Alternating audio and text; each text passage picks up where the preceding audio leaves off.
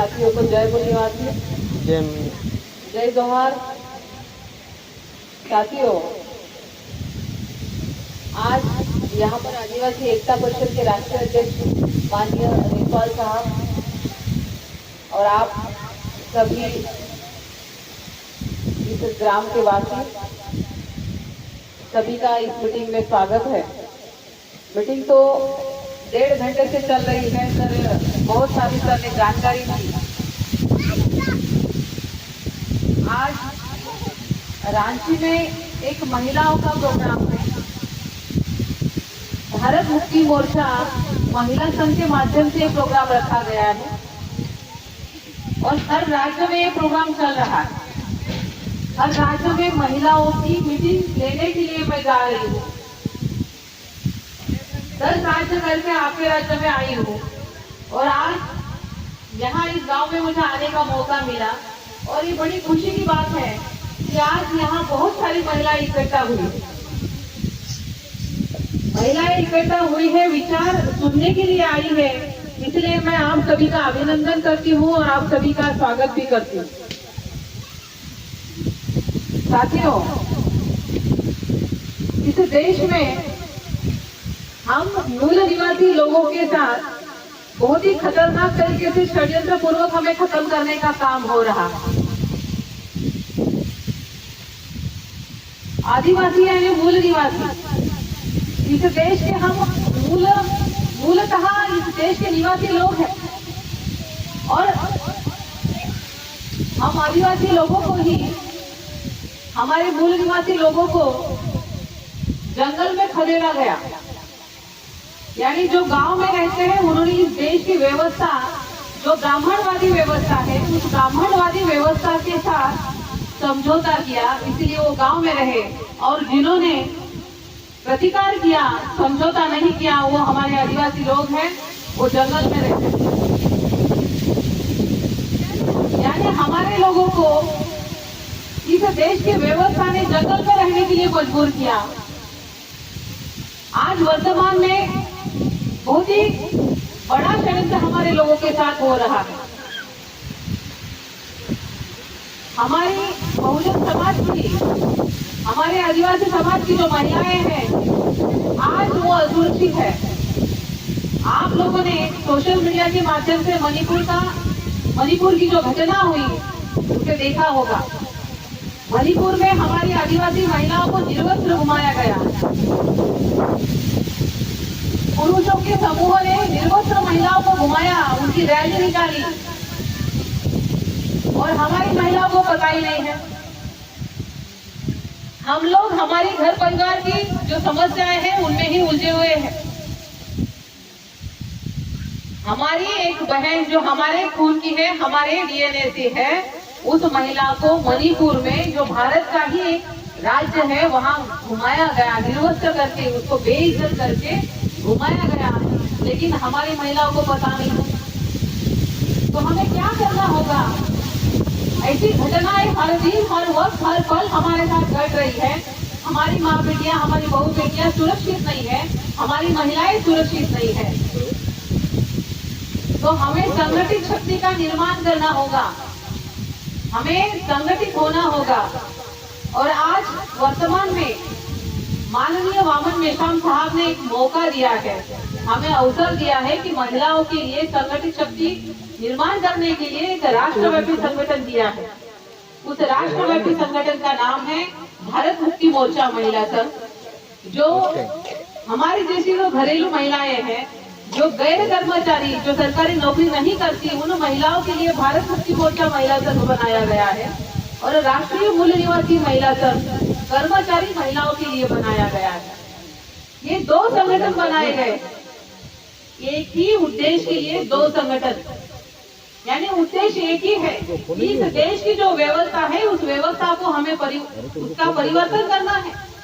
इस देश में हमारी मूल निवासियों की व्यवस्था लानी है। इस देश में आज वर्तमान में ब्राह्मणवादी व्यवस्था है और इस ब्राह्मणवादी व्यवस्था में हम लोग गुलाम हैं। इस गुलामी को हमें खत्म करना होगा। साथियों, हमारे आदिवासी लोगों के साथ इस देश में बहुत बड़ी नाइंसाफी हो रही है। 1950 के बाद इस देश के जो मूल निवासी है, जो आदिवासी है, उन्हें शिक्षा मिली। 1950 के बाद जब संविधान लागू हुआ तब हमें जाकर शिक्षा का अधिकार मिला। नहीं तो इस देश की व्यवस्था ने हमें शिक्षा से वंचित रखा था। हमारे लोगों के पास शिक्षा नहीं तो हमारे लोगों के पास संपत्ति भी नहीं थी। यानी इस देश में 1950 के पहले वर्ण व्यवस्था थी, यानी मनुस्मृति का कानून था, यानी ब्राह्मणों का कानून था। और इस ब्राह्मणों के कानून में ब्राह्मण सबसे ऊपर है।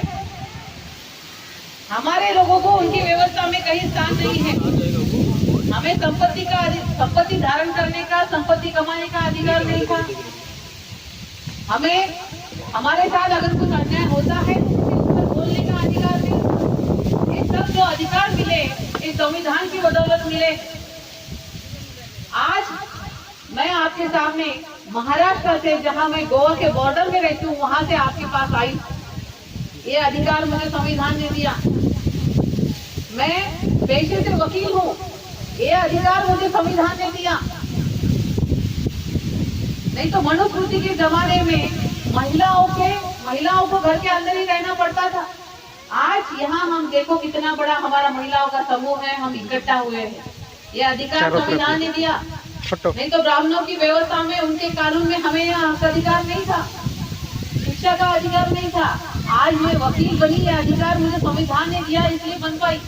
आज आपके सामने महाराष्ट्र से चलती हुई आई हूं और आपके सामने बात फोटो खींच के भेज देते हैं। अधिकार संविधान का जो आर्टिकल 19 है उसके तहत मुझे मिला।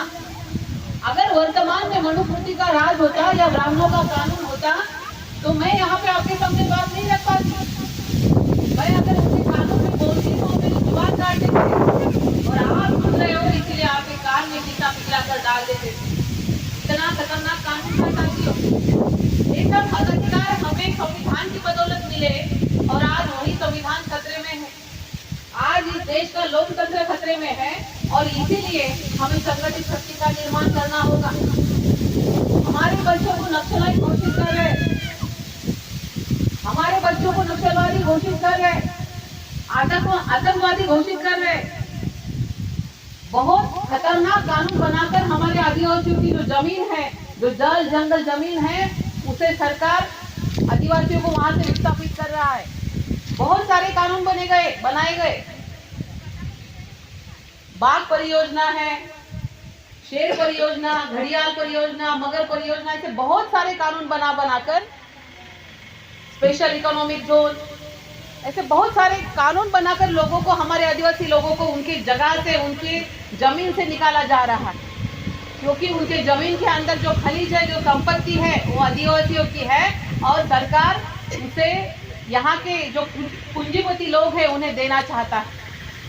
यानी हमारी संपत्ति पूंजीपतियों के हाथ में देना चाह रहा है। हमारे बच्चों के हाथ में आज शस्त्र थमाए जा रहे, AK-47 जैसे गन दिया जा रहा है। यानी हमारे बच्चों को गुनहगार करने के लिए हमारे लोग जो पुलिस है उनके माध्यम से हमारे लोगों को खत्म किया जा रहा है।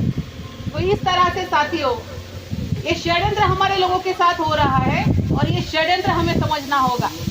खासकर हमारी महिलाओं को, केवल बच्चों को जन्म देकर हमारी जिम्मेदारी खत्म नहीं होती है। हमारे बच्चों को अच्छा कपड़ा, अच्छा मकान, रोटी, जो भी एक मानवीय जीवन के लिए जरूरी चीजें हैं वो मिलनी चाहिए। एक मान सम्मान पूर्वक जिंदगी हमारे लोगों को मिलनी चाहिए। संविधान के माध्यम से आदिवासियों को इतना कुछ दिया गया है कि आदिवासियों को सरकार को कुछ मांगने की जरूरत है ही नहीं, लेकिन इस संविधान को ही खत्म किया जा रहा है। संविधान के माध्यम से हमें बहुत कुछ मिला है, सरकार को मांगने की जरूरत है ही नहीं।